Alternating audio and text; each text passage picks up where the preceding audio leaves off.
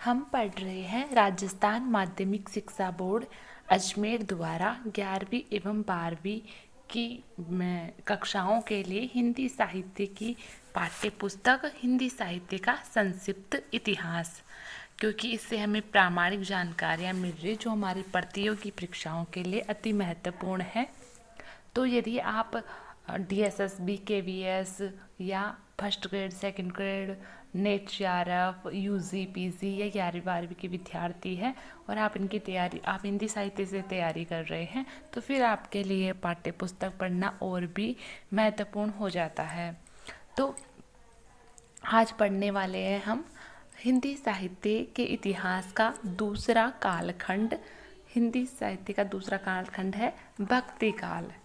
ठीक है, तो भक्ति काल पढ़ने से पहले आप सभी, यदि आप चैनल पर नए हैं, आप पहली बार वीडियो देख रहे हैं, तो आप चैनल को सब्सक्राइब ज़रूर कर ले और वीडियो को लाइक भी कर ले, ताकि हमें मोटिवेशन मिले और हम आपके लिए और भी अच्छी जानकारी लेकर आए।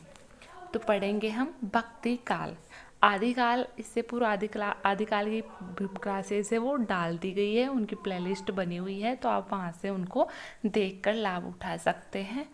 भक्ति काल का जो समय है वो माना गया है सन 1318 से 1643 ईस्वी तक। तो यहाँ से प्रश्न है वो बहुत अधिक पूछा जाता है कि आदिकाल की समय सीमा कितनी है। तो समय सीमा अगर ईस्वी में पूछा जाए या विक्रम संवत में पूछा जाए तो दोनों का उत्तर है वो अलग अलग हो सकता है। तो सन अगर पूछी जाए तो सन हो जाएगी 1318 से 1643 ईस्वी तक। ठीक है, और अगर विक्रम संवत पूछा जाता है तब जो भक्ति काल है उसकी जो समय सीमा है वो हो जाएगी विक्रम संवत 1375 से 1700 तक। तो विक्रम संवत 1375 से 1700 तक का जो समय है वह भक्ति काल के नाम से जाना जाता है। तो इस काल के में जो रचनाएं लिखी गई है वो भक्ति से संबंधित होने के कारण भक्ति काल इसको नाम दिया गया है। हम नाम से ही ये चीज़ है वो समझ सकते हैं। हम पहले पढ़ेंगे इसकी पूर्व पीठिका। भारतीय धर्म साधना में इतिहास में भक्ति मार्ग का विशिष्ट स्थान है। आचार्य रामचंद्र शुक्ल ने धर्म की भावनात्मक अनुभूति को भक्ति कहा है। उनके अनुसार भक्ति का सूत्रपात महाभारत काल में और प्रवर्तन पुराण काल में हुआ।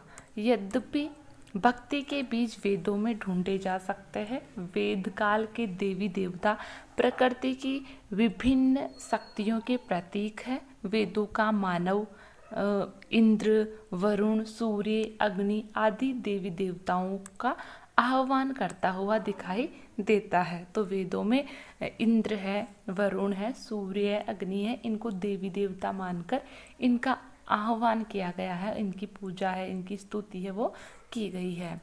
उपनिषद युग में मानव का ध्यान प्रकृति शक्ति की अपेक्षा परम शक्ति ब्रह्म की ओर अधिक गया। विभिन्न प्रकृति देवताओं के स्थान पर त्रिदेव ब्रह्मा, विष्णु और महेश की उपासना का अधिक प्रचार हुआ। वेदोत्तर काल में व्यक्तिगत देवताओं की उपासना शुरू होने पर भक्ति की जो संकल्पना थी वह पैदा हुई। महाभारत में ज्ञान और कर्म के साथ साथ भक्ति को भी मोक्ष का एक मार्ग माना गया है। इस तरह भारत में प्राचीन काल से ही धर्म और मोक्ष की साधना के लिए 3 मुख्य मार्ग प्रचलित रहे हैं: कर्म, ज्ञान और भक्ति। तो इन 3 साधनों के माध्यम से मनुष्य है वह ईश्वर को प्राप्त कर सकता है, मोक्ष को प्राप्त कर सकता है।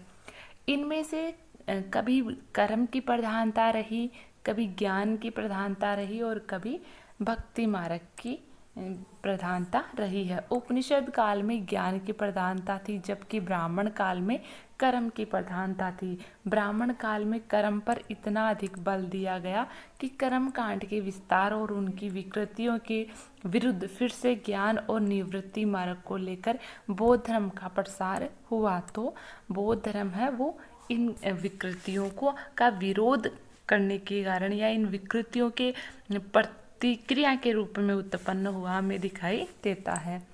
ब्राह्मण काल में आकर यज्ञ में हिंसा और पाखंड की प्रबलता हो गई, इसलिए बौद्ध एवं जैन धर्म वैदिक संस्कृति के विरुद्ध प्रतिक्रिया के रूप में आया। तो अब बिल्कुल ऊपर हम बात कर चुके इस मामले में।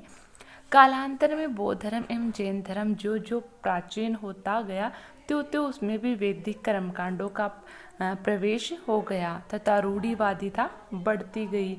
वे निरर्थक अनुष्ठानवाद में लिप्त हो गए थे और लोगों की भावनात्मक आवश्यकताओं की पूर्ति कर पाने में समर्थ नहीं रह गए थे। वैदिक भक्ति परंपरा के समानांतर दक्षिण भारत में द्रविड़ संस्कृत गर्भित पृथक भक्ति परंपरा का सूत्रपात हो चुका था। यह परंपरा ईसा पूर्व कई शताब्दियों से चली आ रही थी। 6वीं सदी के उत्तरार्ध से लेकर 10वीं सदी तक दक्षिण भारत में अनेक संतों ने भक्ति आंदोलन का विस्तार किया। इन संतों की भक्ति विशुद्ध प्रेम पर आधारित थी। ये संत नयनार जो शिव के भक्त थे, ये इम्पोर्टेंट है भाई, यहाँ से प्रश्न पूछा गया है कि जो नयनार है वो किसके भक्त थे या किसके अनुयायी नयनार कहलाए। तो शिव की उपासना करने वाले, शिव के भक्त, शिव के जो अनुयायी है वो नयनार के नाम से जाने गए हैं दक्षिण भारत में। आलवार जो विष्णु के भक्त थे, और जो विष्णु के भक्त थे, विष्णु की उपासना करने वाले थे, वो आलवार के नाम से प्रसिद्ध हुए। तो ये पूछा जा सकता है, पूछा गया भी है, नयनार से संबंधित प्रश्न आया भी है। तो जहाँ नयनार शब्द आए वहाँ समझना है शिव के भक्त या शिव की उपासना करने वाले, और जहाँ आलवार आए वहाँ समझना है विष्णु की उपासना करने वाले, विष्णु के भक्त आलवार कहलाए दक्षिण भारत में। नयनार एवं आलवार संतों ने जैनियों और बौद्धों के अपरिग्रह को अस्वीकार कर ईश्वर के प्रति व्यक्तिगत भक्ति को मुक्ति का मार्ग बताया। इन संतों में ब्राह्मण के साथ साथ अन्य जातियों के भी कई संत थे। इन संतों का प्रेम पूर्ण भक्ति का संदेश किसी एक वर्ग के लिए नहीं था। सभी लोग इस भक्ति को ग्रहण कर सकते थे, भले ही उनकी जाति, परिवार एवं लिंग जो भी हो। यानी यहाँ पर देखा जाए तो यहाँ पर कोई भेदभाव वाली बात नहीं थी। चाहे किसी भी जाति का हो, चाहे किसी भी परिवार का हो, चाहे स्त्रीलिंग हो या पुल्लिंग हो, या नारी या पुरुष हो, उससे कोई इफेक्ट नहीं पड़ रहा था। इस आंदोलन को कई स्थानीय शासकों का भी समर्थन प्राप्त हुआ। लोगों के विश्वास और स्थानीय शासकों के समर्थन से यह आंदोलन पूरे दक्षिण भारत में फैल गया। आगे चलकर रामानुजाचार्य ने अपने विशिष्टाद्वैतवादी दर्शन के माध्यम से आलवारों की भक्ति को दार्शनिक आधार प्रदान किया, जिससे वह नए युग की चुनौतियों का मुकाबला करने में सक्षम हुआ। तो यहाँ से प्रश्न आ सकता है, आया हुआ भी है, विशिष्टाद्वैतवाद किसका दर्शन है या इस विशेषता द्वैतवाद दर्शन है वो किसने दिया है? तो रामानुजाचार्य ने दिया है। ये आप याद रखेंगे, यहाँ से प्रश्न बहुत अधिक पूछा गया है, तो इसको आप नोट कर लेंगे।